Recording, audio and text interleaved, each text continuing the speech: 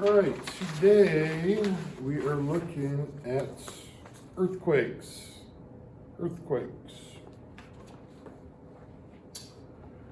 Alrighty. All right, so most earthquakes are caused by movement along a fault. So either pressure builds up, pressure builds up, pressure builds up, and then you have movement like that for an earthquake. Or you can have earthquakes when the rocks are pulling apart, and you can have movement like that. Typically, if you have stronger earthquakes from places where you have the earth is coming together, where things are converging, you're typically going to have stronger earthquakes that way than you would if they're pulling apart. But most earthquakes are caused by, moving along the fault, but not all earthquakes are caused that way. You can have earthquakes with volcanoes, with just the magma moving underneath the ground could cause some earthquakes, or sometimes there's even man-made earthquakes where, some countries will test, like North Korea, will test nuclear weapons underground. That can cause earthquakes too, but most of them are the result of movement along a fault. Now, most earthquakes happen in the zones of crustal activity. Those are the areas, the borders, the continents, and the oceans. And if you just look at this map over here to the right, where these little white triangles are right there, those are the places where you have the most amount or the most severe earthquakes. Those are trenches. You get lots of earthquakes at trenches. They're not plotted on here, but at ridges, you get earthquakes too, but they're usually not as strong as the one at trenches. But earthquakes usually happen in certain zones.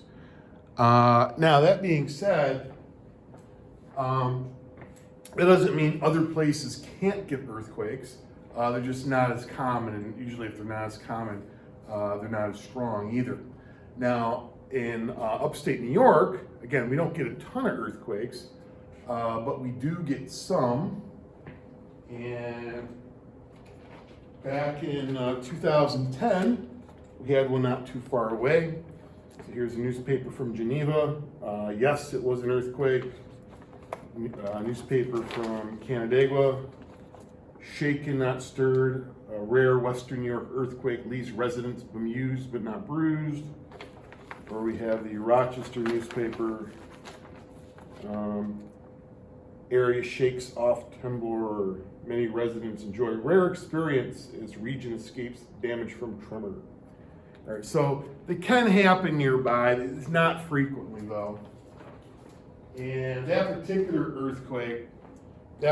earthquake actually didn't take place in upstate New York. It actually took place in Canada.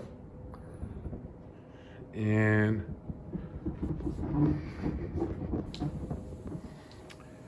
the earthquake from the newspaper articles actually took place up here near Ottawa. But we're fairly close to that, so we were able to feel it down here too. In New York State, the Finger Lakes region is usually an area that doesn't get very many earthquakes whatsoever. In New York State, probably the place that gets the most amount of earthquakes is up in here in the very northern part of the state, up this way. Again, not normally as strong as the ones that happen on the West Coast, but that's probably the area that's most frequent. Actually, even in New York City, there's a fault line in New York City too, but around here, we don't get too many actual earthquakes taking place around here. That doesn't mean it's impossible, just not very common.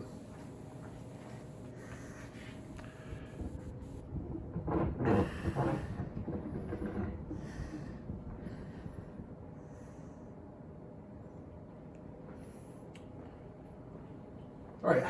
There's also one on the East Coast near Washington D.C. A few years back. That was actually a pretty strong one, and it damaged a lot of the monuments and stuff in Washington D.C. It damaged the Washington Monument so much that people weren't able to go up it for several years. They had to do repairs on it. Well, anyways, moving on. Now, there's different ways that you can measure earthquake strength. Two scales that are used for it, Richter Scale and Mortality Scale. The Richter Scale basically measures how much shaking takes place, which is a measure of how much energy is released. The more energy that is built up before it moves like that, then the more shaking is going to take place. Now, the Richter scale is what's referred to as a logarithmic scale. And what that means is, normally you think like if I was going from a level 3 something to a level 4 something, I'd just be going up a little bit. But on logarithmic scale, what that means is every number you go up, you're going up by a factor of a 10. So a 4 is 10 times stronger than a 3. A 5 is 10 times stronger than a 4. So the difference between a 3 and a 5 is 10 times 10. Magnitude 5 earthquake is 100 times stronger than a magnitude 3. A magnitude 6 would be another 10 times stronger. So the difference between a 6 and a 3 is 1,000 times. So as you go up, the strength of the earthquake gets very strong very quickly as you go up. Now, the device that's used to measure earthquakes on the Richter scale is a seismograph, and we'll look at that in a little more detail shortly. Now, the other scale that can be used is a Mortality scale, and basically a Mortality scale measures damage. So to kind of give you an idea of the Mortality scale,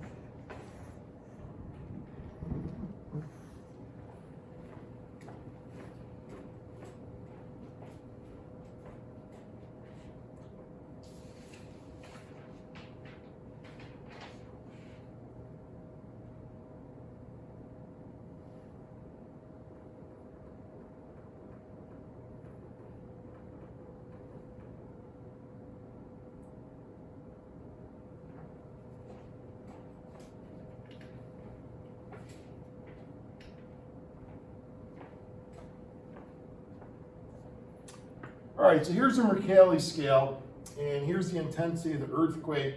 And with the Mercalli scale, what you have to do is you have to make observations, and then based on your observations, then you rank it. So for example, if I look on here, it says, felt by nearly everyone, many awakened, dishes and windows break, plaster cracks. So if you notice that the plaster cracked in your house, that's probably a magnitude 5 on the Mercalli scale. Felt by everyone, many frightened and run outdoors, heavy furniture moved. So if like the couch in your house moved, that might be a category 6. Considerable damage in ordinary structures, chimneys and monuments fall. So if the chimney on your house breaks, or maybe a monument might be like a tombstone kind of thing, something like that. If those kind of things fall over, that'd be a category 8. So you're making observations, and you're ranking it based on your observations. Now, obviously, this is not as precise as a Richter scale, where there's a machine that's measuring the shaking. But the nice thing about the Mercalli scale is a couple things. You could come in afterwards, after the earthquake happened, and make a lot of these observations and figure out how strong an earthquake was that hit that area. Also, another thing is you don't need any fancy equipment. These are just all observations that anyone could make. So I don't need an expensive seismograph to rank the earthquake on a Mercalli scale. And also a nice thing about the Mercalli scale is I can look at historical documents. Let's say there was an earthquake that took place in 1780 or something like that. They didn't have seismographs back then, but they had people who recorded, in their diary and stuff like that. They said that ye old barn's chimney fell down because the ground shook. Well, chimney falling down's right there, so they probably experienced a magnitude 8 earthquake on the Mercalli scale. So not as precise, but it does have some uses to it.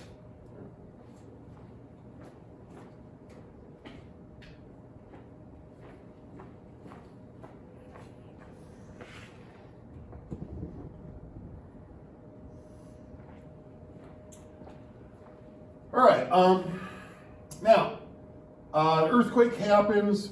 The spot where the earthquake happens is called the focus of the earthquake. And from there, the earthquake gives off seismic waves or shock waves. All right. Now, it gives off different types of shock waves. We're going to just focus on two of those shock waves, what's called P waves and S waves, or compression waves and shear waves, or primary waves and secondary waves. All right, so if you imagine this slinky as being a Earth, how a compression wave works is, let's say right there, and let's say this is the ground. All right, the compression wave would travel through the ground like that, all right? So you see the wave going back and forth through that slinky. And what was causing the wave is me compressing on the slinky, all right? So that's basically what a P wave is, a compression wave caused by the rocks being squished together. All right, an S wave on the other hand, instead of being caused by the rocks pushing in like that, what an S wave is caused is by movement this way. So movement like that would be an S wave. So that would be an S wave, and that would be a P wave. All right. Now, as you might suspect, one of them causes more shaking than the other one. All right, so between those two, S waves cause more shaking in the ground than P waves do. Okay. Now, some of the other differences between them is P waves travel faster than S waves do, and that's significant because when an earthquake happens, you always feel the earthquake waves after the fact because it takes a while for those earthquake waves to get to you. And since P waves travel faster than S waves, you're going to feel the P waves first and then the S waves sometime afterwards. Okay? P waves can travel through solids and liquids. S waves can only travel through solids. All right? And that's going to be significant in a minute. I'll show you why. And they both travel through more dense material. But I want to go back to this one here, traveling through solids and traveling through solids and liquids. All right? Because of this property of P and S waves, that is actually how we know how we infer what the Earth's interior is like. Because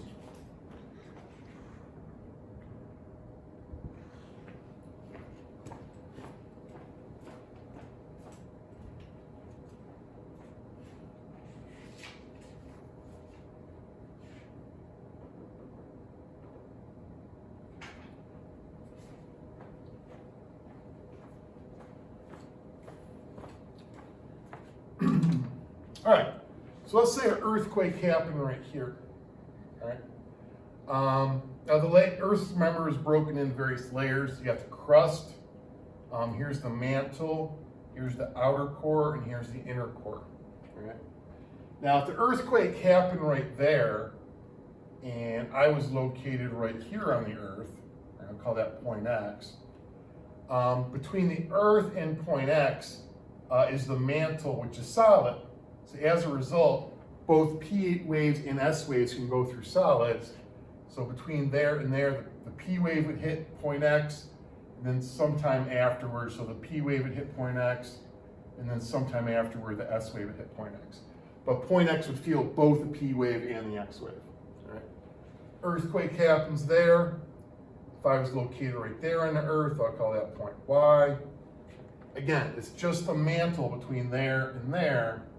So the P waves would get to that point, and the S waves would also get to that point. So right there, I'd feel both the P waves and the S waves too.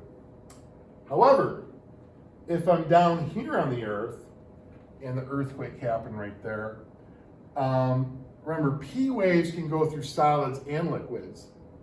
S waves can only go through solids. So if I'm located down here, and I'll call that point Z, all right, the P waves go through. All right. However, the outer core of the Earth is liquid, So the S waves get stopped by the liquid. So down here, I'm only going to feel P waves only down here. The S waves can't get through because the outer core of the Earth is liquid. So the fact that I only feel the P waves down here, what that tells us is that there's a section of the Earth here that is liquid. So that's one of the ways in which we know what the interior of the Earth is like. Right? So up here, you feel both P waves and S waves because it's solid. Down here, I'm going to feel just P waves only because the S waves get stopped by the liquid. Now, there's also this area over here and over here that are called the shadow zones. Now, in the shadow zones, you don't feel any earthquake waves at all. And you're like, what's up with that? Well, what happens is, so you like, let's call this point right here, point A, or point A. Now, you might think to yourself, well, I understand why I don't get any S waves, because again, the S waves get stopped by the liquid, right? So the S waves, they're heading that way. Once it hits the liquid, it stops. But, like, why don't I feel P waves right there? Well, the reason why is because waves have a certain thing, a certain property they have. When a wave's traveling through one material, then it starts traveling through a different material, waves tend to do something. Just like sunlight, if it's traveling through the air, then it starts traveling through the water. The spot where the sunlight hits the water, the thing that's going to happen to that beam of sunlight is that it gets bent or refracted. That same thing happens here, right? So the P wave that is heading in that direction, when it hits the liquid outer core, it's going to pass through it, but it's going to bend and end up coming out down there. So the P waves that were headed in that direction end up bending this way. So you end up with this area here and this area here where you don't have any earthquake waves at all, and we call those areas the shadow zones. Down here, you just feel the P waves. But from the shadow zones and from the area where you just feel the P waves, you can figure out how big that liquid section is inside of the Earth.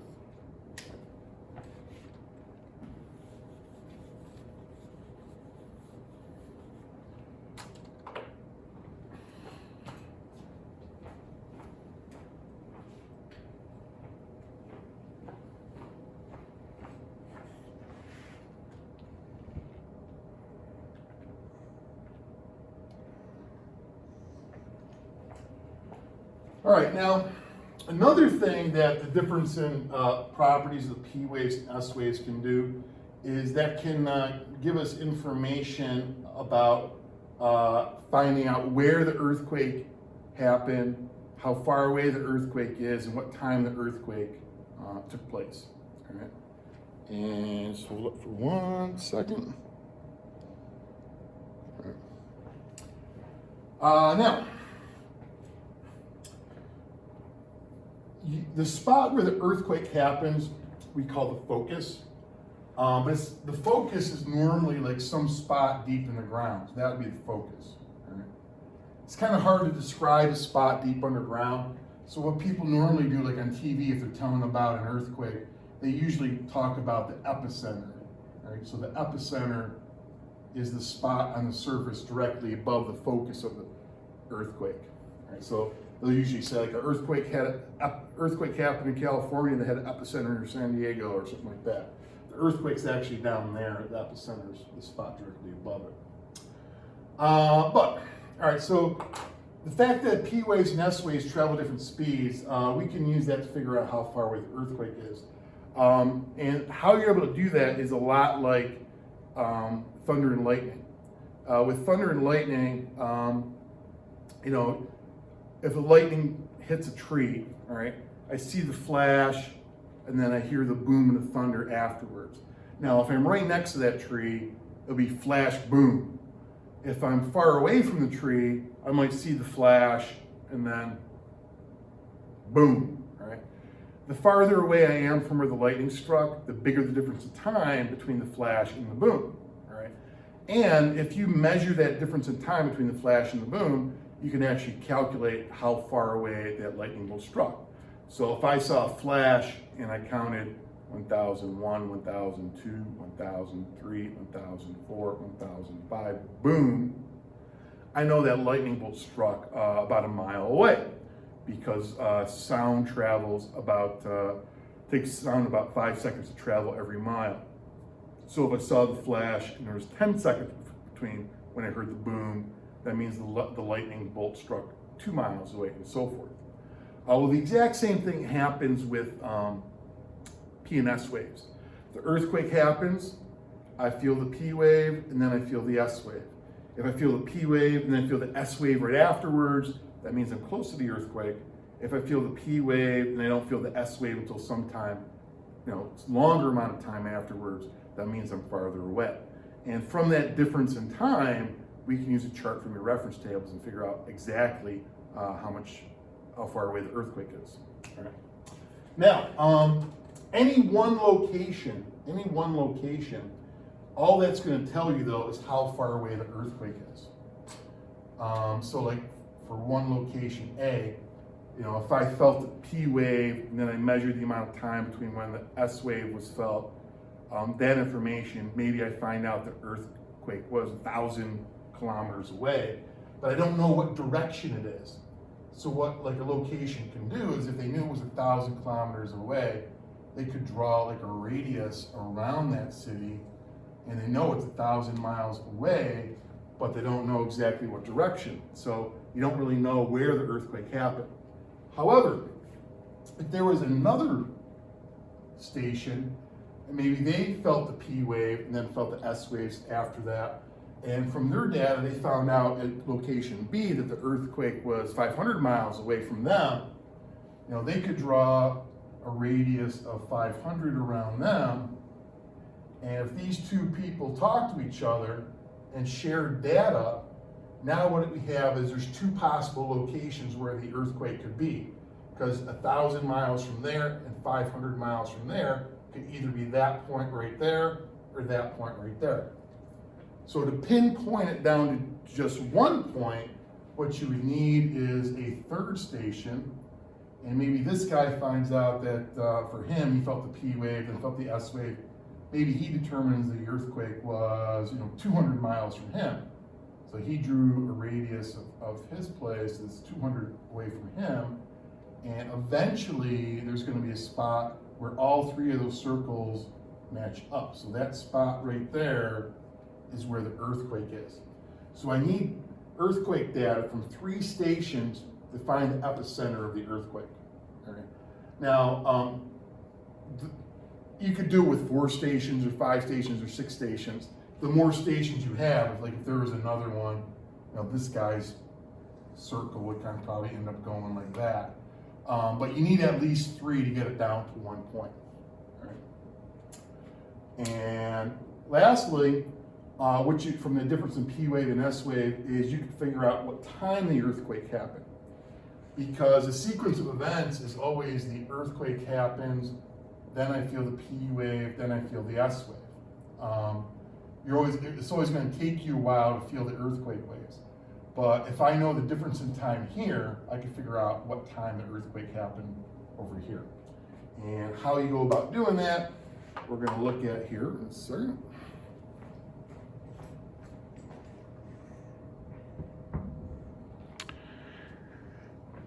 And first off,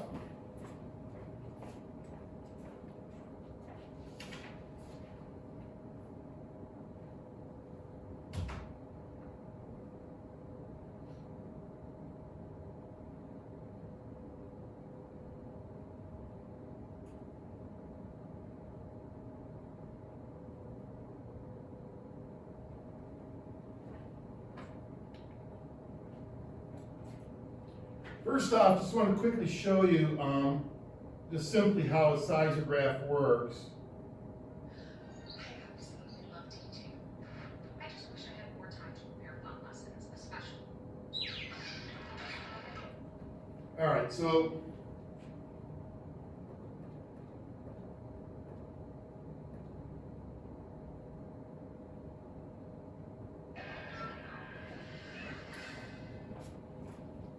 all right, so basically how a seismograph works is A seismograph is an instrument used to measure the movement of earthquakes. all right. The weight is So you have a heavy weight suspended from something. Now, the heavy weight's gonna have a little pen on it with paper going underneath it. So the ground's not moving, it makes a straight line. When the ground starts to shake, this stays in the same spot, but the ground shakes underneath it, causing it to draw squiggles. The bigger the squiggles there are, the more shaking takes place. Then if the ground's not shaking, it makes a straight line again. So this stays in one spot, but the ground shakes. Now that's like an old school seismograph. Nowadays they have ones with like electrical sensors and so forth. That's hooked up to a computer, and then it's going to print out. The shaking, digitally on there. And I actually have some of those printouts.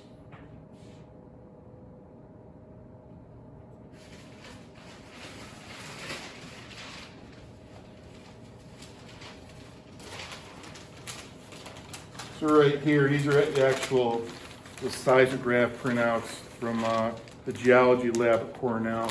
So you can see like right there, you can see the squiggles there from an earthquake. Might see some better ones.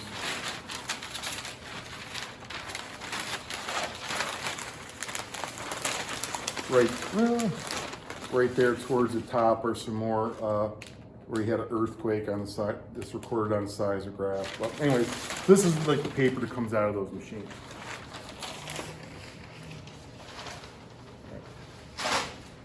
Now, in your reference tables, you got a chart that we use to figure out the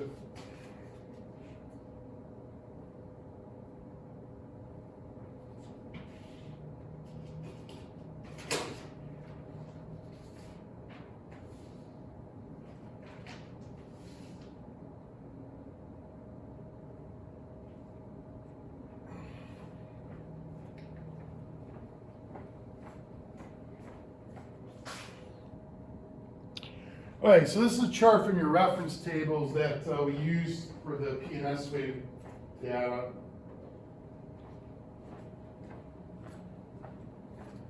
And what it has down here, it says epicenter distance times 10 to the 3 kilometers. So that's 1,000, 2,000, 3,000 kilometers away from the earthquake. Each one of these thousands is broken up into 5 lines. So 1,000 divided by 5 is 200. So it's 0, 200, 400, 600, 800, 1,000, 1,000, 200, 1,400, and so forth. Over here on the sides, travel time in minutes. And if I notice, each one of these minutes is broken up into 3 sections. So every minute is 60 seconds, divided by 3 is 20 seconds. So that would be like 8 minutes, 20 seconds, 8 minutes, 40 seconds, 9 minutes, 20 seconds, 9 minutes, 40 seconds, 10 minutes, and so forth. Here's the line that shows how fast the P waves travel. Here's the line that shows you how fast the S waves travel. So, an easy question you might get with this would be like, how far does the S wave travel in 10 minutes? All right. Well, there's 10 minutes. I could go to my S wave line, come down. So it'd be like 2,900. Or I might get a question like, how long does it take a P wave to travel 5,600 kilometers? Right? Well, there's 5,600 kilometers. I go up and then go over. It takes a P wave about 9 minutes to travel that far. All right, so those are really easy ones. You don't normally see questions as easy as that. So to give you an idea of what we can do more with this. Let's say that I have a seismograph, and my seismograph, the paper underneath it's going nice. All of a sudden it's earthquake. So then I have some squiggles for when the P wave hit, and then later when the S wave hits, I get more squiggles, right? Typically, S wave squiggles, again, are bigger than the P wave squiggles because the S waves have more actual shaking taking place. All right, so and where the squiggles begin, like right there where the squiggles first begin, that's when the P wave hit. Where the second set of squiggles begins, that's when the S wave hit. Now let's say the P wave hit at 7:11, and the S wave were felt at 7:14. Now, with that information, I could find out a few things, right? One thing is with that information, I could find out how far away the earthquake is. And the second thing I could find out is what time the earthquake happened. Because if I'm feeling the earthquake waves at 7:11 and 7:14, the earthquake happened sometime before that, right? So how do you go about solving this, right? First, you gotta figure out what the difference in time between when the P wave hit and when the S wave hit. So if my P wave was at 7:11 and my S wave is at 7:14, the difference in time between them is 3 minutes, right? Now, what I do with that data right there is I go to my chart like this, right? And what I then need is the edge of a piece of paper, and again, the difference in time was 3 minutes, right? So what I do is I take this piece of paper here, I come over here, and I mark off a dot at 0, and I mark off a dot at 3. Okay. I take the paper, I put it up here, I mark off a dot at 0 minutes and a dot at 3 minutes. So now those 2 points right there, are 3 minutes apart.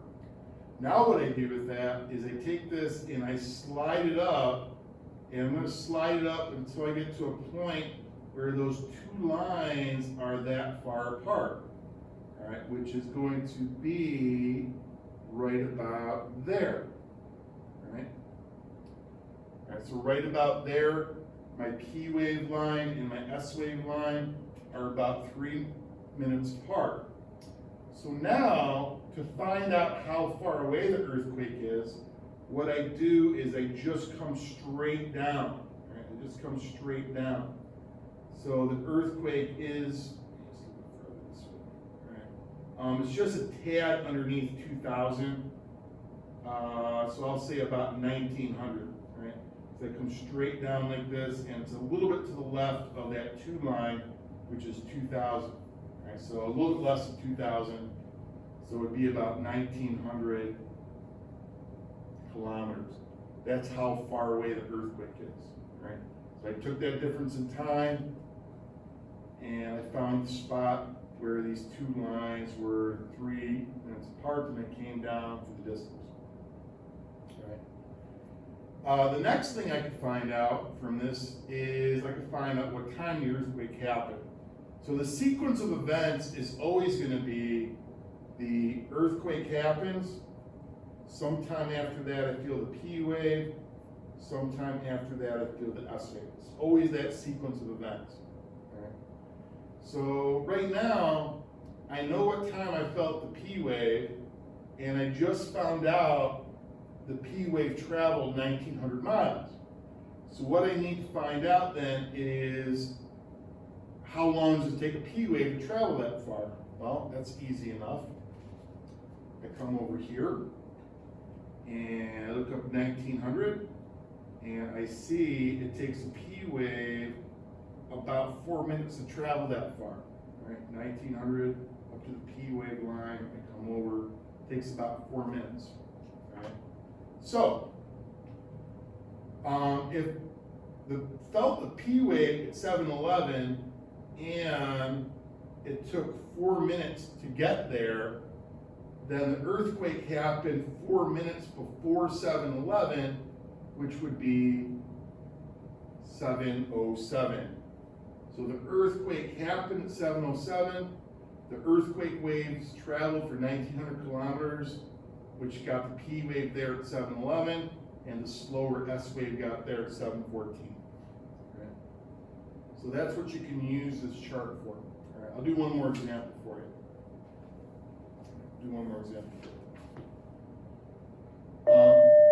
So let's say here's the P wave, here's the seismograph, earthquake happens, here's the P waves, and there's the S waves, all right? Let's say the P waves hit at 212 and S waves hit at 221, all right? And what I want to do is find out the distance to the earthquake and the time of the earthquake. Okay. So the distance of the earthquake between P and S from 212 to 221, that difference in time is 9 minutes. So what I do is I take this paper out here and I mark up, because there's a 9-minute difference, I mark off a little dotted 0, and I mark off a little dotted 9, right, like that. Now I slide this up until those two lines are 9 minutes apart, which is going to be right about there, right about there. It's 2 points. So I marked out 0, 9, I slid up, and it's going to be right about there.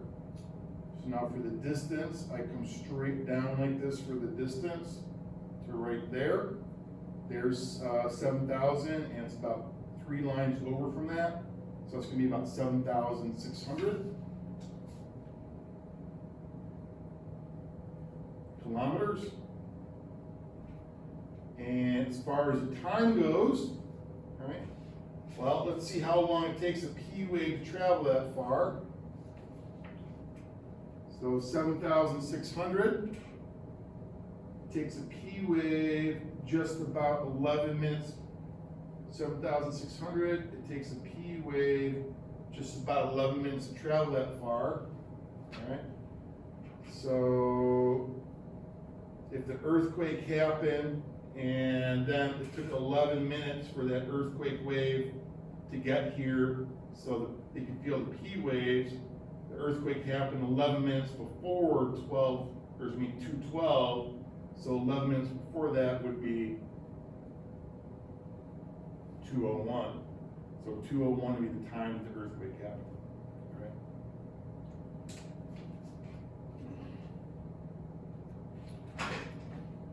All right, so that was just some basic ways you can use this chart. There's a variety of ways they can have you use this chart.